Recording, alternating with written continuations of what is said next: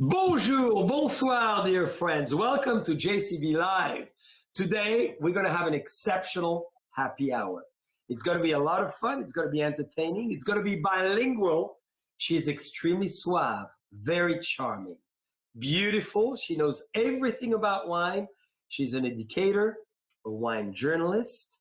She has her own YouTube channel. And of course, she is an irresistible master of wine. She completed the ultimate wine exam. She is the professora of wine. She lives in Quebec and France at the same time. A wonderful family, bicultural, bilingual. There's a lot to learn from the famous Jacky Blisson. So I'm very pleased, dear friends, to welcome the irresistible, charming Jacky. When she was working in the cellars of the Rhone, she was turning every heads, and she eventually married a winemaker from France. Welcome, Jacky. Woo! Welcome. Thank you for having me, Jean-Charles. I'm happy to be here. Cheers. Well, santé. So you are in marvelous Quebec today. I am in marvelous Quebec, looking at the beautiful fall foliage, all the orange and purple and green in the trees. It's stunning this time of year. Well, it's very exciting, and I want to thank you. We are toasting with Burgundy, of course. Of course. Bouillot. I have the JCB, and you've been so kind. There's a map of Burgundy behind you. Did you do that on purpose? You know what? I was living in Burgundy in 2004 studying, and I dreamed of having, I think like a lot of wine nerds, I dreamed of having those beautiful posters on my wall. So when I left, the last stop was the Athenaeum, the best wine bookstore in the world, bought my two beautiful posters, and when I moved back, I got them framed, and they're adorned my office walls ever since. Well, it's not very original, I know, but I just love them. Well, thank you for that. We're very honored. So, Jacky, you have an incredible life, and I think it's so exciting as a young lady entrepreneur. You have so many great degrees behind you now. Tell us, how did you get into the wine world, and how a young lady from Quebec becomes such an authority in wine? It's a funny story, because I got my passion for wine from somebody who would seem even less likely to have a passion for wine. A farm boy from Saskatchewan, which is a prairie area in Canada. So my father knew nothing about wine, but when he met my mother and fell in love, bumped into her on a ski hill in Austria, of all places, she introduced him to her father, who was a wine merchant in London. And he took this hick boy, rough around the edges, and decided to school him in the art of fine wine, and introduced him to wine producers from Burgundy, from the Mosel. And my father, the bug just completely took hold. And he, when I was a little kid, used to love, for every party and occasion, he'd pull up the best wines from his cellar and he'd pour them to let them breathe. And then he'd ask us, little kids at the time, to come over, jump on a chair, and then take the glasses and just sniff them all. And then rank them from best to worst and say why we like them. So I've been sniffing, not necessarily tasting, but sniffing wine since I was about 5 years old. Jacky. I don't believe you were just sniffing, knowing your... I moved to tasting when I was about 10. So it's a lifelong passion. Well, that's amazing. So your parents really turned you on to wine originally.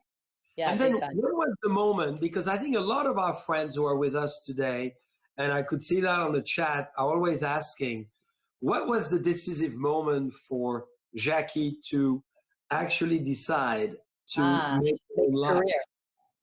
Well, I studied communications at university, and I got a very sensible job in web marketing, which is a great field, but I didn't personally love it. And I was 24, bored at my job, and longing for my days at university working after school as a sommelier in a restaurant.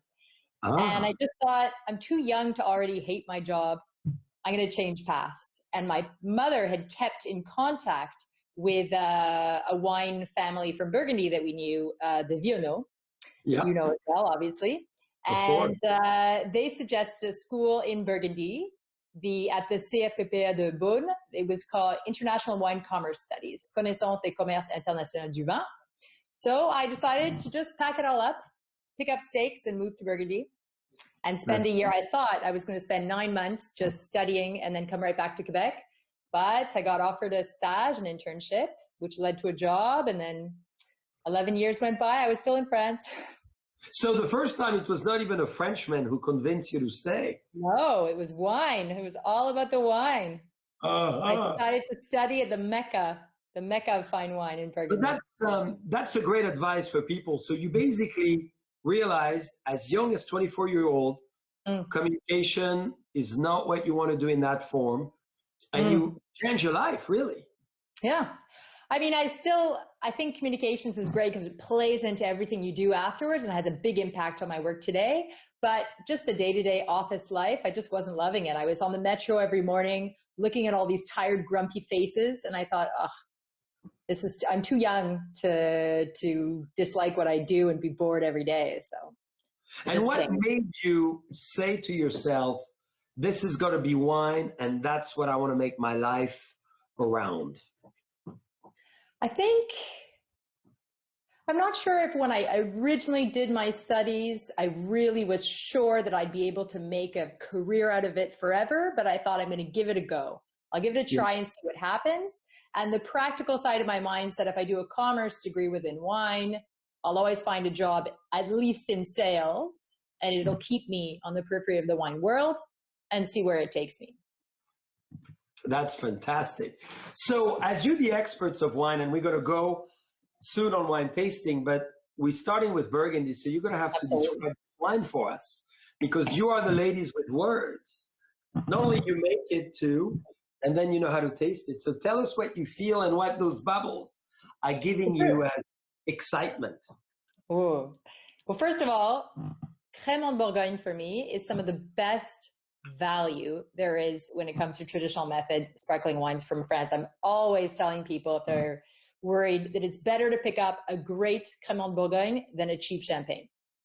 Far done for me. Well said. Well, thank you, Jacky, for this description. So as you love sparkling wine and you mentioned a good Raymond, where do you see around the world, as you're an expert in Canada, Northern America, and Europe, of course, where do you see sparkling wine going?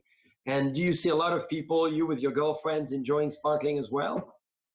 Absolutely. I think it's taken a little bit of a hit recently with the pandemic and the challenges. People haven't been quite as much in a celebratory mood as they have been in the past, but I think it'll rebound quite nicely. I think there was a real feeling for a long time that you could only drink sparkling wine for special events, and it was necessarily expensive and unattainable. But people in the last 10 years have really sort of taken hold of the trend led by Prosecco, obviously, of sparkling wine being something that you can enjoy every day and with every occasion. And I think that'll come back. And I think that people will start maybe trying things from off the beaten track a little bit. We're making great sparkling wine here in Canada. So I think there's a lot of sparkling wine destinations that people will maybe start seeking out and trying and mixing it up a little. That's right. So do you think, you see a lot of younger people as well enjoying bubbles? And as we just did, popping the corks at any occasion, do you think it's starting to really happen more? Oh, for sure. Absolutely. I love testing trends and things on friends here in Montreal who are not in the wine business, who are wine novices, just seeing what they like and seeing what they're drinking. And I'm definitely seeing people more into sparkling wines for the aperitif and just in a more casual setting. Absolutely. So coming back to you, Jacky, so we hear about your Burgundy background. Then what took you to go to the Rhone Valley and then to really take this wine world so seriously that you made it your profession? Because I think a lot of people will be inspired by how you did it and then how you went back to Canada to really become who you are today. Well, it was a bit of a winding path. I stayed in Burgundy for just under 4 years, and I might have stayed longer, but I wasn't finding a job that I was really keen for. And I decided that if I'm going to sell wine, I first need to know how to make wine. So I helped out a little bit in harvest a few years running in Burgundy. But I then, with a friend, we took a leap of faith and decided to move for a season to the Walker Bay of South Africa, and did a winemaking stint at Hamilton Russell Vineyards for a couple of months, about 4 months, I think. Had a super time, got our hands dirty, and really learned what it was all about, and had a newfound appreciation for selling wine rather than making it, because that is exhausting work. I am extremely admirative of everybody in the winemaking industry, grape growing and winemaking industry. And as I was leaving South Africa, in my mind, I thought, well, maybe I'll move back to Canada now and see where that takes me, maybe work for an agency or for a monopoly. And a CV that I had dropped off many months ago to a firm in the Rhone Valley, I suddenly got an email back as I was leaving with an offer for a job at Gabriel Maître in Gigondas in the southern Rhone Valley. And I decided to take it. So I moved back to France and spent almost 8 years there. And I met my husband there, so it was obviously the right move. So did you meet your husband in the cellar? I met him on my very first day of work. A bit boring as a place because I met him in my office. But when I first met him, I did not realize that he would one day be my husband. But there you have it. So it was not love at first sight, but between two files and two wine discussion, you found the time for a little bit of a kiss, I imagine. I think it took us about a year to eventually get together. But yeah, definitely all around the shared passion for wine. Absolutely. And then what made you, Jacky, decide to actually go for the famous Master of Wine exam? And then what did it do for you?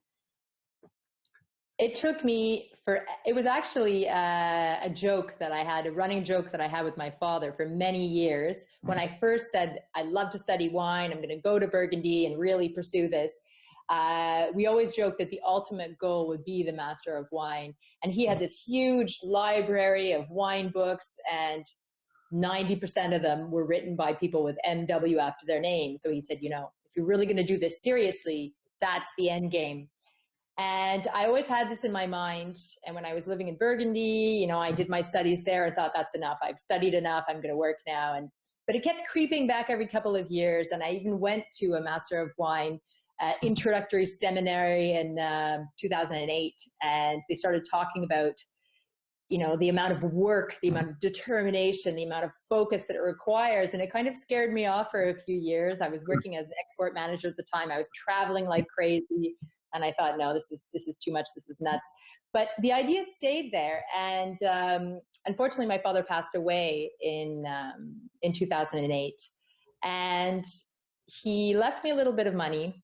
And I'd been saving up as well. And that idea of Master of Wine, I think it really spurred me on to do it for myself, but also in part for his memory and this shared dream that we'd had. So it did take me a couple more years to really decide that it was the right time. But in 2015, 14-15, I decided to go for it. So. And you got it very quickly. You got it in a record time, 4 years.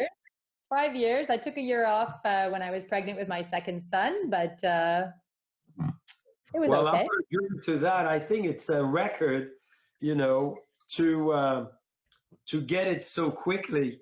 Many people, it could take 8 to 10 years to 12 years sometimes, and you did it in 5. So I'm using the Raymond Chardonnay to have a toast with you and to commend you for it, because this is very exciting. Thank you. So what is the most exciting thing you take away from the Master of Wine? I think the thing that really, and I was surprised by this, but I think what the most incredible part of the experience is the people that you meet. I was really nervous when I went to my first seminar. I thought, Masters of Wine, they're so intimidating. They're all going to be untouchable. They're all going to be up here on a pedestal. But I just met really lovely, friendly, passionate people that wanted to help you, that wanted to get you across the finish line. And everybody had a completely different experience, different skill sets. And it was just amazing to be part of the community right from the get-go. So That was And you're quite, really part of a fraternity now. yes. That is amazing in the world because there's only, what, 325 Masters of Wine? A little bit more. I think we've pushed the number up with this new batch to 409 Masters of Oh, Wine. well, it's still a Mhm. very happy few group. So what did the Master of Wine do for you professionally as well? What Well, did I it only allow got the you to call, do? pardon me. I only got the call in end of August, so it's early days still. But I have to say, there was an outpouring of interest. I've been very grateful and honored. An outpouring of interest to work together for my big area of interest is wine education as well as writing, and I love to lead master classes. I love to talk about wine and just share as much as possible the knowledge that I've gained over the years in as relatable a way that I possibly can, because I do find that wine can be so forbidding and pretentious, and people get very intimidated by the subjects. I definitely love all the projects where I can do my part in terms of wine education. So I have had quite a few calls from winery regional marketing bodies, from wineries themselves, from quite a number of different agencies, retailers, that sort of client. So It's been what's going to be exciting. the style of Jacky Blisson as a wine educator? Pardon me? Define the style you want to portray. What would be your style as a wine educator for the world of wine? I want to make it fun for people, but I don't want to dumb it down. Wine is complex, and I think it's fabulous that it's complex. I think that's what makes it so rich and so exciting. But I think there's a way to talk about wine and to communicate it that draws people in and doesn't exclude them. I was on an amazing call the other day where people were talking about how you describe wines. And this one woman was saying, people were always describing the aromas of these certain wines to me, talking about black truffles and talking about specific types of mushrooms. And these are things in my culture that I'd never smelled, that I'd never tasted, but I didn't dare say, I have no idea what you're talking about. I just nodded and, went along with it. And it's true that there's a very specific language for describing wines that we've all grown up learning and using and repeating that doesn't apply to the vast majority of people. I mean, if you're growing up in countries where certain fruits or fungus or whatever don't grow, well, then you have no ability to relate to that. So I think there's a way to talk about wine in a more inclusive and broad fashion to draw people in, and also to let them make up their own minds. There are no rights and wrongs in wine. I think it's a quote that I'll butcher absolutely, that Jancis Robinson once said that nobody's right or wrong in wine tasting. It's all about personal opinion. And so drawing people in, getting them to talk about what they like and dislike and what they find interesting, and let the other person navigate how you communicate your knowledge to them. That's very true. So how do you succeed when you talk to people to let them express themselves with no fear?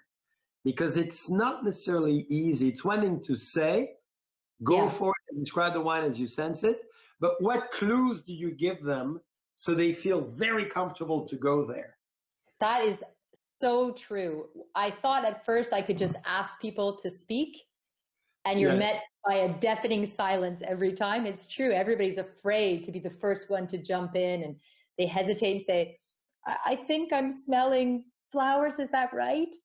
But there's a way, absolutely. What I tend to do is I'll jump in first and say, personally, I, smell this aroma, or I taste this, or I'm getting this sort of, it's making me salivate. I'm feeling on the side of my tongue. Does anybody feel that? And then you give them little cues that they can then jump in and, piecemeal all the way through, instead of asking somebody to describe from A to Z a wine and jump into a big monologue where they won't feel comfortable. You just sort of start by yes or no questions.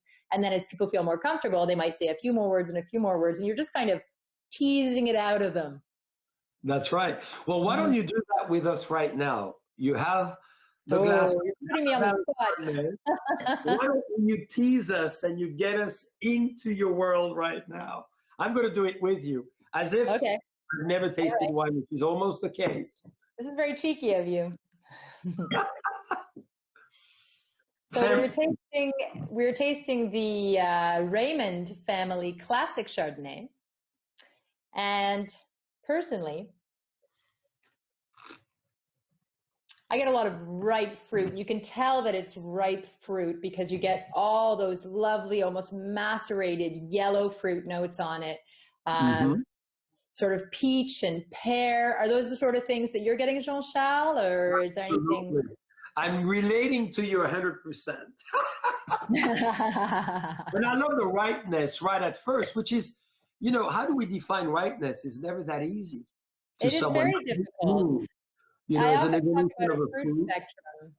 We during the Master of Wine studies, when you're trying to get your head around how to describe wines, they'll often talk about fruit spectrum, with things being more green fruits or sort of white orchard fruits for less ripe. So you imagine sort of a green apple or a lime or a lemon, and then moving into gooseberry, things like that, and then moving into white fruits and then yellow fruits as riper. And then also whether it seems like it's just ripe fruit or cooked fruit.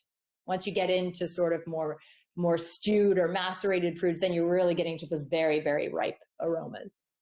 That's a great way to say it. With Marnie Old, who you know, she's Canadian as well, a fantastic sommelier, we wrote a book together named Passion for Wine. Great. And we created, and I want to make sure I get you the book, and I think we need to do a session on our JCB Live with her on the spectrum of style. And what we decided to do, Jacky, is, for me, I always describe wine never from a technical, but more emotional side.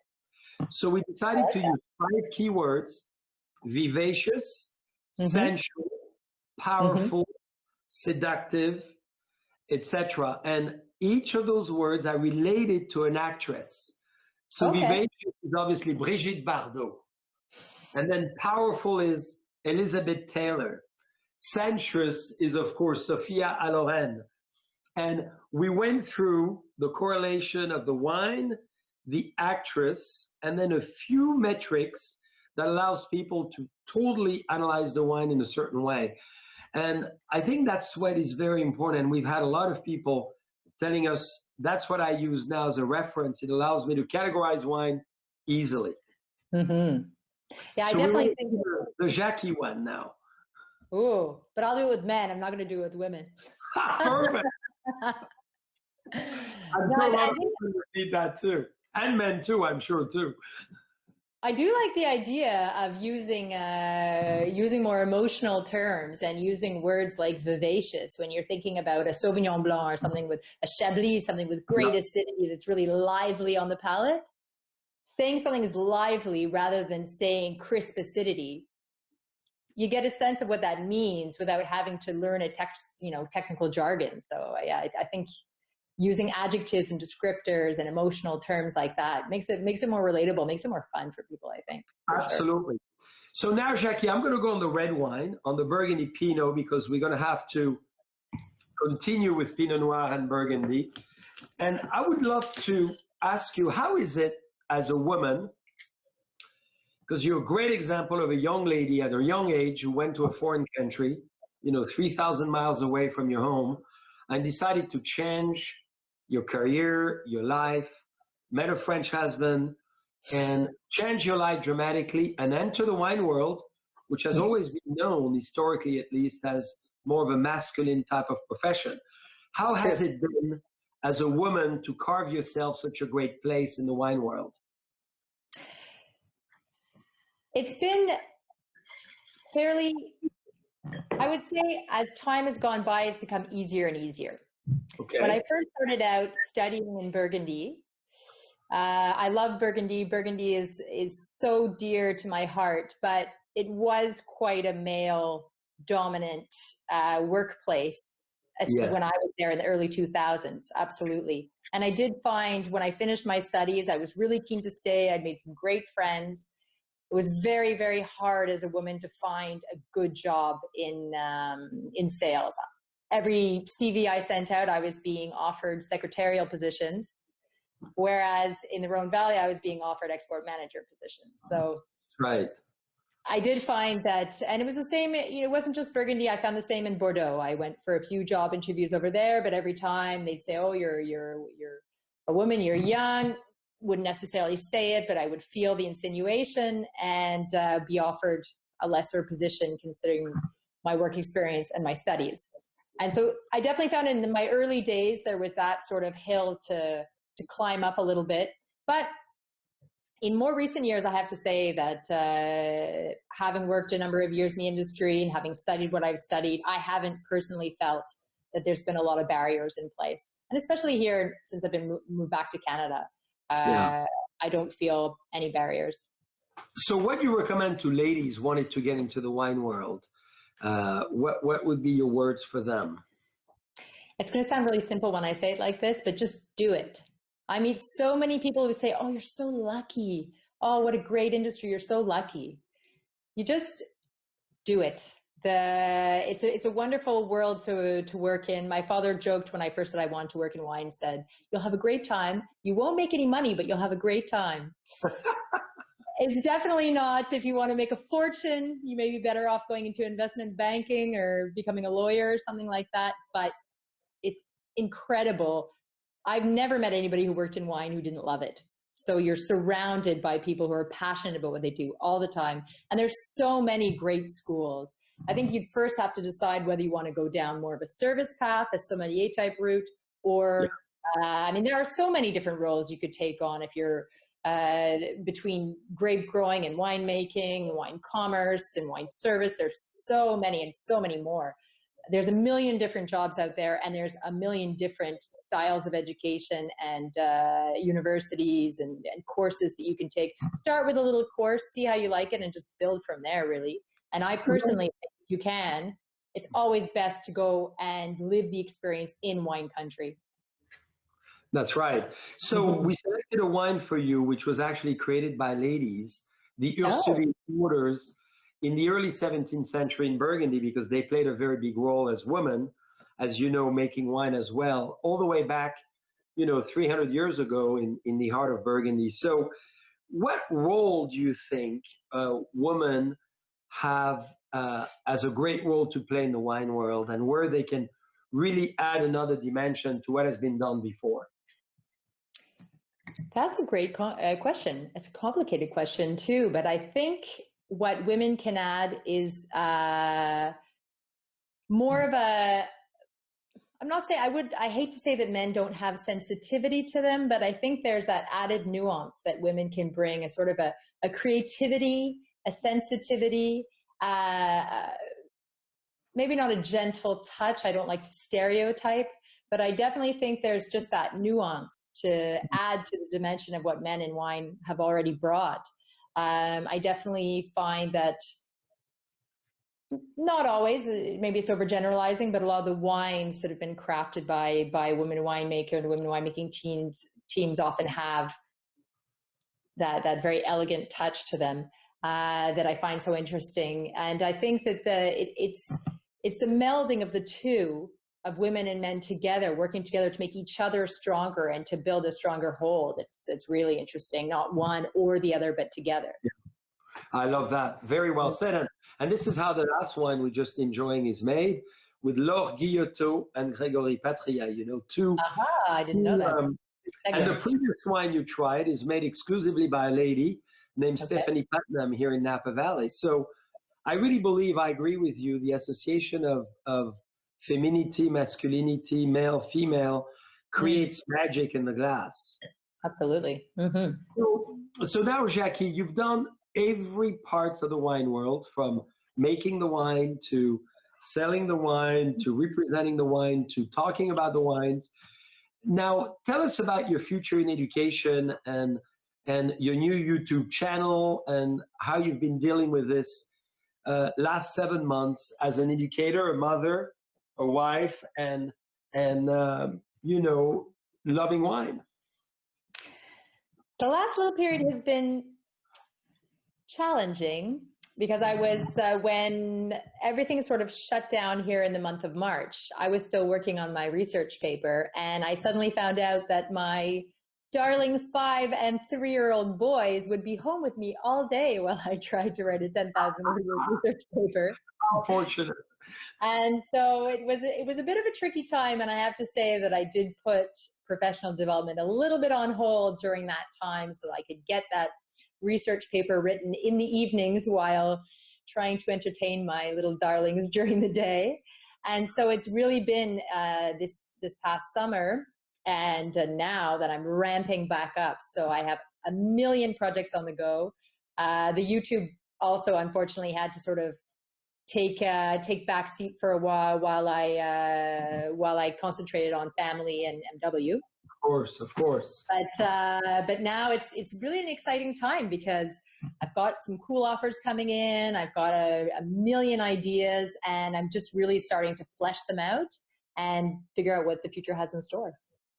Well, that's exciting. So within that, what is your dream? What would you like to see happen now? You've done everything in wine. You've got your masters of wine, your beautiful frame in your office. What's next? What's your dream of Jacky Blisson? How much time do you have, Jean-Charles? I have so many. We have all night. And we still have one to drink. I would like to write a book, but I have to figure out my topic first. I would love to be a Chevalier de Taste-de-Vin one day. I would love to learn Italian because I love Italian wine, and I would love to be able to speak to producers in their native language. I love to cook, and I would love to master some super complicated dishes. I'd love to walk the chemin de Saint-Jacques-de-Compostelle from start to finish, and maybe write a book about the great wine regions along the way. Yeah, that's so great. many dreams and projects. For now, I'm going to focus on taking it day by day. And, you know, with the pandemic, it makes everything a little bit more challenging, but it gives you a lot of time to plan for the future and get excited. Well, that's great. I love it. You have a lot of great dreams.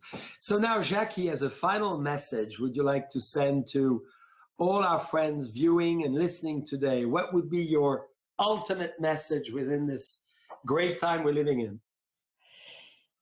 To just keep going, to keep, even if things seem challenging at the moment, to keep making your plans and, you know, figuring out what it is you want to do and find a way to do it.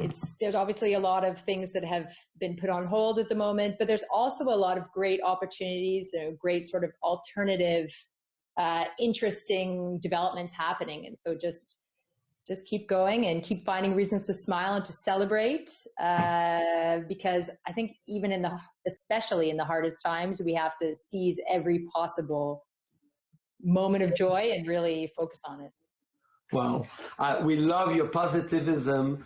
We love your constructive advice. Jacky, you're such a great example for all of us. Mother, great wife, phenomenal career in wine, and now a new chapter in your life. So thank you so much for joining us tonight and being together. And we cannot wait to do a wine seminar together using the Jacky Blisson chart on how to engage us in the world of wine. It's me that'd be lucky faced with your charm. Thank you so much for having me. It's been so much fun. We loved it. Thank you so much, Jacky. See you soon. Santé. Santé.